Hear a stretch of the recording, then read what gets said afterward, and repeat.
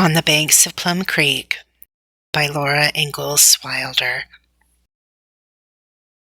Going to Church, Chapter 23. It was Saturday night, and Pa sat on the doorstep, smoking his after-supper pipe. Laura and Mary sat close on either side of him. Ma, with Carrie on her lap, rocked gently to and fro just inside the doorway. The winds were still. The stars hung low and bright. The dark sky was deep beyond the stars, and Plum Creek talked softly to itself. "They told me in town this afternoon that there will be preaching in the new church tomorrow," said Pa. "I met the home missionary, Reverend Alden, and he wanted us to be sure to come. I told him we would." "Oh, Charles," Ma exclaimed. "We haven't been to church for so long." Laura and Mary had never seen a church, but they knew from Ma's voice that going to church must be better than a party. After a while, Ma said, "I am so glad I finished my new dress." "You will look sweet as a posy in it," Pa told her. "We must start early."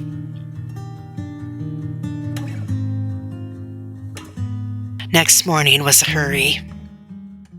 Breakfast was a hurry. Work was a hurry. And Ma hurried about dressing herself and Carrie. She called up the ladder in a hurrying voice. "Come on down, girls. I'll tie your ribbons." They hurried down. Then they stood and stared at Ma. She was perfectly beautiful in her new dress. It was black and white calico, a narrow stripe of white, then a wider stripe of black lines and white lines, no wider than threads. Up the front it was buttoned with black buttons, and the skirt was pulled back and lifted up to puffs and shirrings behind. Crocheted lace edged the little stand-up collar. Crocheted lace spread out in a bow on Ma's breast, and the gold breast pin held the collar and the bow. Ma's face was lovely. Her cheeks were flushed and her eyes were bright. She turned Laura and Mary around and quickly tied the ribbons on their braids. Then she took Carrie's hand. They all went out on the doorstep, and Ma locked the door. Carrie looked like one of the little angel birds in the Bible. Her dress and her tiny sunbonnet were white and all trimmed with lace. Her eyes were big and solemn. Her golden curls hung by her cheeks and peeped from under the bonnet behind. Then Laura saw her own pink ribbons on Mary's braids. She clapped her hand over her mouth before a word came out. She scrooged and looked down her own back. Mary's blue ribbons were on her braids. She and Mary looked at each other and did not say a word. Ma, in her hurry, had made a mistake. They hoped she would not notice. Laura was so tired of pink, and Mary was so tired of blue. But Mary had to wear blue because her hair was golden, and Laura had to wear pink because her hair was brown. Pa came driving the wagon from the stable. He had brushed Sam and David till they shone in the morning sun. They stepped proudly, tossing their heads, and their manes and tails rippled. There was a clean blanket on the wagon seat, and another spread on the bottom of the wagon box. Pa carefully helped Ma climb up over the wheel. He lifted Carrie to Ma's lap. Then he tossed Laura into the wagon box, and her braids flew out. "Oh dear," Ma exclaimed. "I put the wrong ribbons on Laura's hair." "It'll never be noticed on a trotting horse," said Pa. So Laura knew she could wear the blue ribbons. Sitting beside Mary on the clean blanket in the wagon bottom, she pulled her braids over her shoulder. So did Mary. And they smiled at each other. Laura could see the blue whenever she looked down, and Mary could see the pink. Pa was whistling, and when Sam and David started, he began to sing. Wait for the wagon, wait for the wagon, wait for the wagon, and we'll all take a ride. Charles, Ma said softly to remind him that this was Sunday. Then they all sang together. There is a happy land far, far away, where saints in glory stand, bright, bright as day. Plum Creek came out from the willow shadows and spread wide and flat and twinkling in the sunshine. Sam and David trotted through the sparkling shallows. Glittering drops flew up, and waves splashed from the wheels. Then they were away on the endless prairie. The wagon rolled softly along the road that hardly made a mark on the green grasses. Birds sang their morning songs. Bees hummed. Great yellow bumblebees went bumbling from flower to flower, and big grasshoppers flew whirring up and away. Too soon they came to town. The blacksmith shop was shut and still. The doors of the stores were closed. A few dressed-up men and women, with their dressed-up children, walked along the edges of dusty Main Street. They were all going toward the church. The church was a new building not far from the schoolhouse. Pa drove toward it through the prairie grass. It was like the schoolhouse, except that on its roof was a tiny room with no walls and nothing in it. "What's that?" Laura asked. "Don't point, Laura," said Ma. "It's a belfry." Pa stopped the wagon against the high porch of the church. He helped Ma out of the wagon, but Laura and Mary just stepped over the side of the wagon box. They all waited there while Pa drove into the shade of the church, unhitched Sam and David, and tied them to the wagon box. People were coming through the grass, climbing the steps, and going into the church. There was a solemn, low rustling inside. At last Pa came. He took Carrie on his arm and walked with Ma into the church. Laura and Mary walked softly close behind them.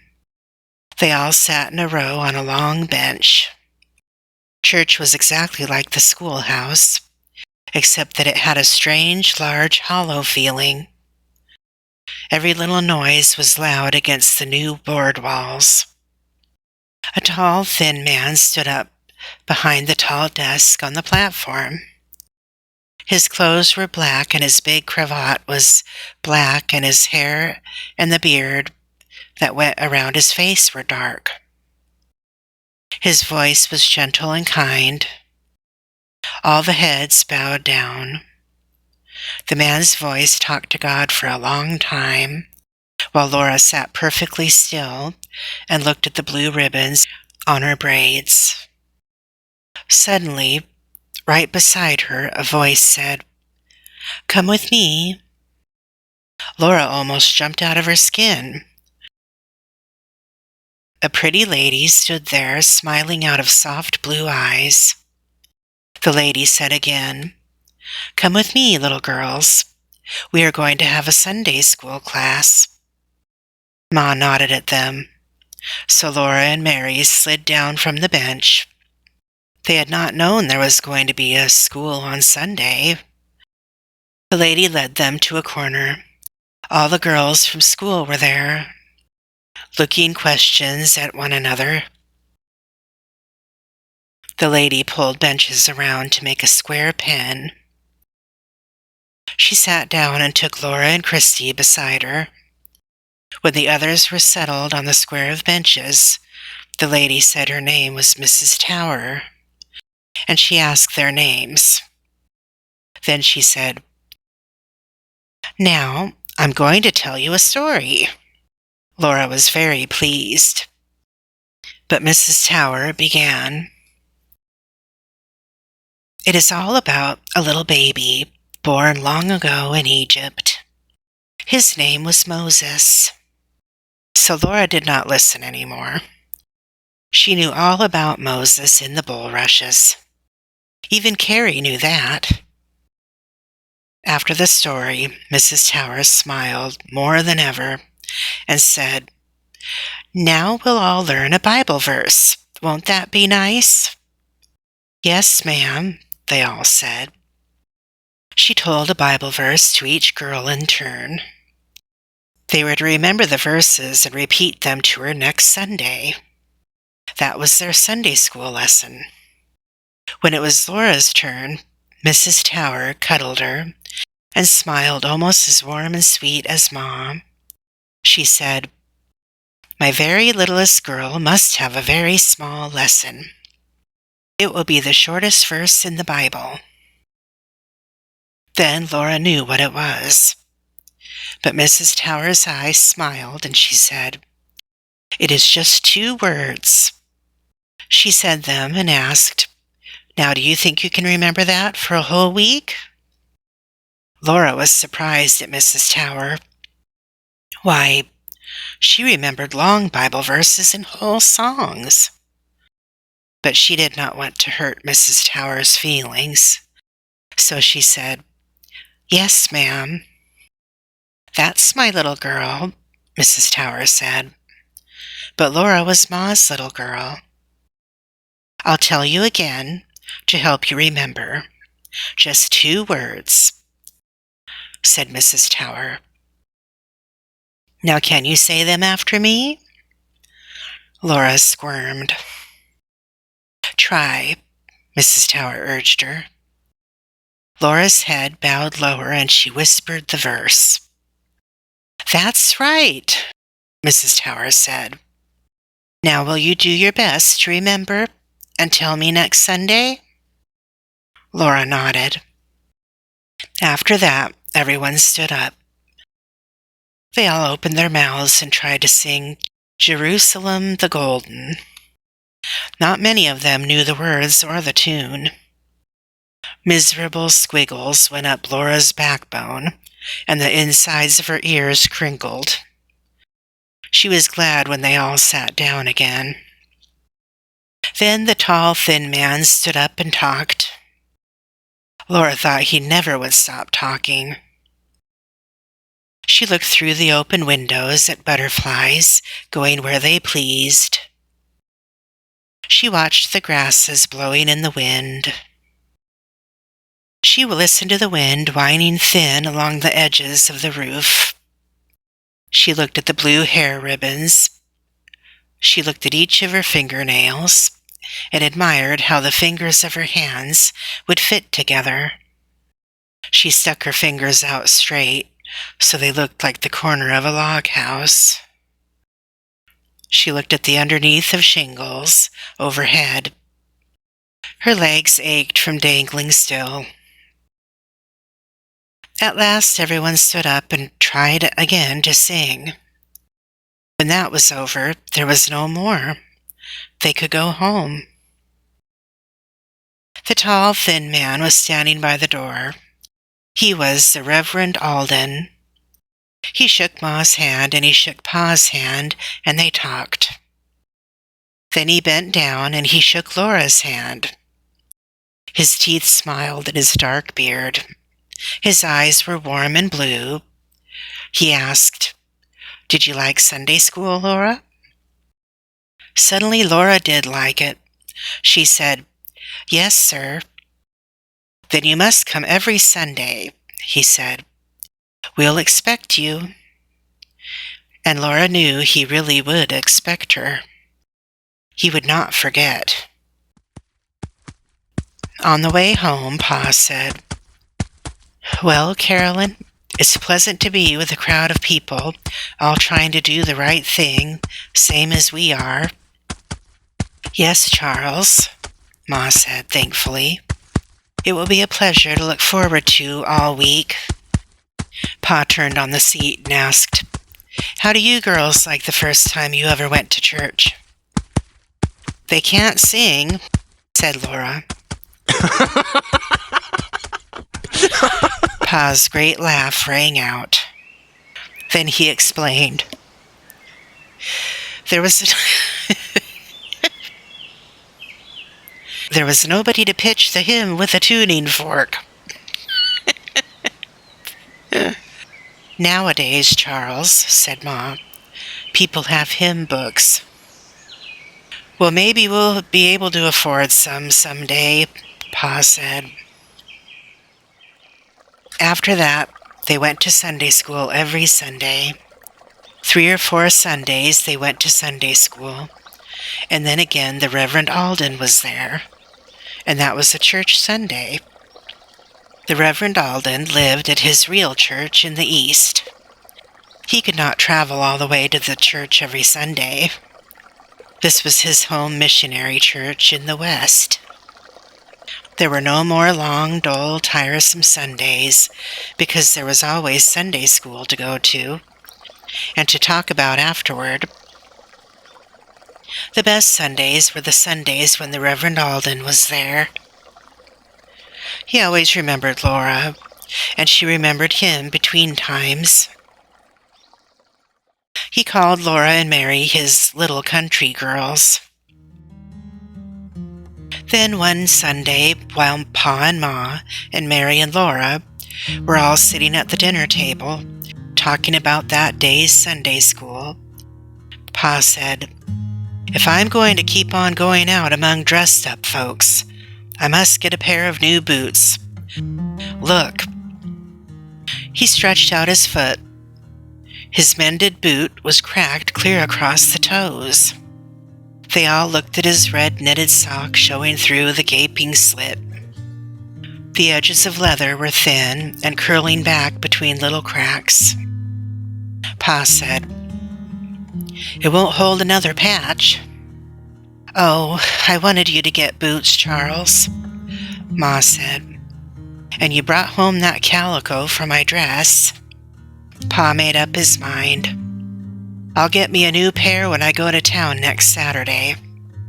They will cost $3, but we'll make out somehow till I harvest the wheat." All that week, Pa was making hay. He had helped put up Mr. Nelson's hay and earned the use of Mr. Nelson's fine, quick mowing machine. He said it was wonderful weather for making hay. He had never known such a dry, sunny summer. Laura hated to go to school. She wanted to be out in the hay field with Pa, watching the marvelous machine with its long knives snickety-snicking behind the wheels, cutting through great swaths of grass. Saturday morning she went to the field on the wagon and helped Pa bring in the last load of hay. They looked at the wheat field, standing up taller than Laura above the mown land. Its level top was rough, with wheat heads, bent with the weight of ripening wheat. They picked 3 long fat ones and took them to the house to show Ma. When that crop was harvested, Pa said they'd be out of debt and have more money than they knew what to do with. He'd have a buggy. Ma would have a silk dress. They'd all have new shoes and eat beef every Sunday. After dinner, he put on a clean shirt and took $3 out of the fiddle box. He was going to town to get his new boots. He walked because the horses had been working all that week, and he left them at home to rest. It was late that afternoon when Pa came walking home. Laura saw him on the knoll, and she and Jack ran up from the old crab's home in the creek and into the house behind him.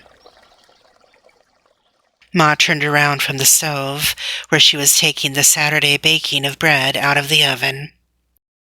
"Where are your boots, Charles?" she asked. "Well, Carolyn," Pa said, "I saw Brother Alden, and he told me he couldn't raise money enough to put a bell in the belfry. The folks in town had all given every cent they could, and he lacked just $3. So I gave him the money." "Oh, Charles," was all Ma said. Pa looked down at his cracked boot. "I'll patch it," he said. "I can make it hold together somehow. And do you know, we'll hear that church bell ringing clear out here." Ma turned quickly back to the stove, and Laura went quietly out and sat down on the step. Her throat hurt her. She did so want Pa to have good new boots. "Never mind, Carolyn," she heard Pa saying. "It's not long to wait till I harvest the wheat."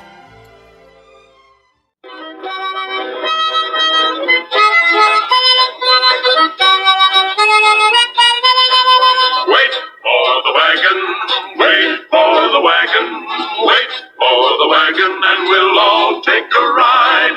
Wait for the wagon, wait for the wagon, wait for the wagon, and we'll all take a ride.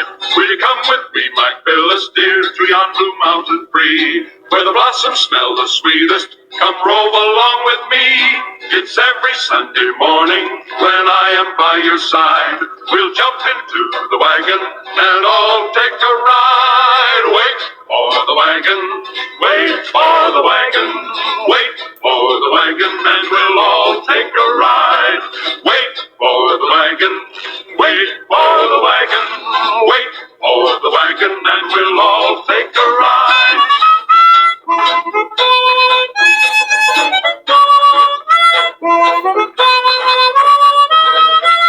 Where the river runs like silver and the birds they sing so sweet, I have a Gavin Phyllis and something good to eat.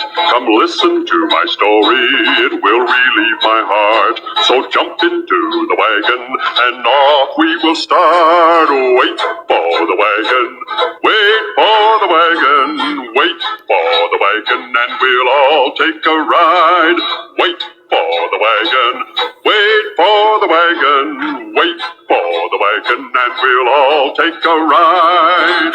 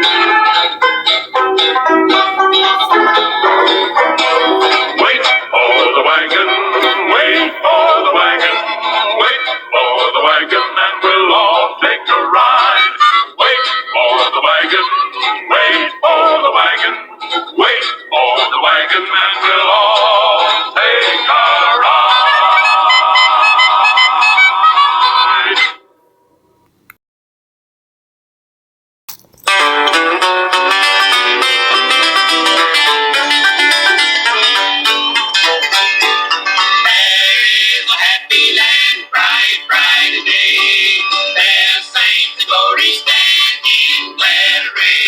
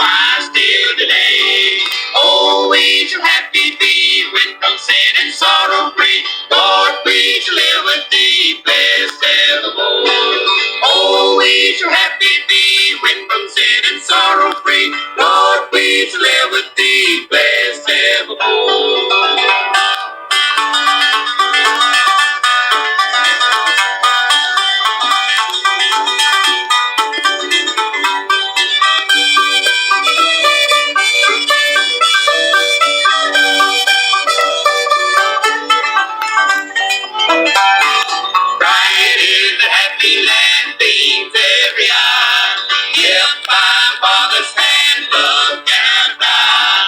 Oh, then the glory run to be a crowning kingdom one, and pride of mother's son reign evermore. Oh, then the glory run to be a crowning kingdom one, and pride